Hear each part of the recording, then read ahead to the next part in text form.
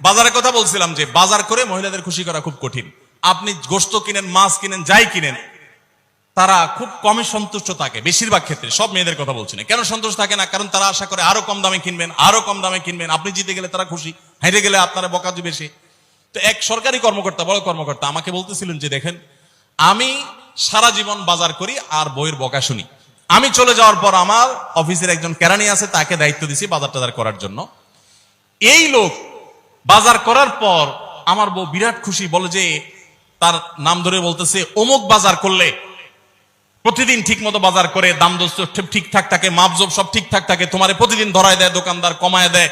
2 কেজির গোশত আমার কাছে মনে হয় 1.5 কেজি দিছে, ওজন কম দিছে মনে হয়, নজরে উঠে না। তো লোকটা বলেছে আমার খুব সন্দেহ হলো, একই দোকান থেকে আমিও আনি, সেও আনে, আর আমার তো ঠকানোর কথা না, পরিচিত দোকানদার। তাহলে মহিলা এই কথা বললো, তার ব্যাপারে কাহিনীটা কি? তারা ডেকে বলছে, বলো তো কাহিনী কি, সিক্রেটটা কি? তো লোকটা বলতেছে যে স্যার, সত্য বলতে কি, আমি গোশত 3 কেজি কিনলে ম্যাডামকে বলতাম 2 কেজি, 1000 টাকা কিনলে ম্যাডামরে বলতাম 500 টাকা। টাকা তো আপনি দিবেন, আপনার সাথে বোঝাপড়া হবে, কিন্তু আমি জানি বাসায় এটা বললে বউরা খুশি থাকে।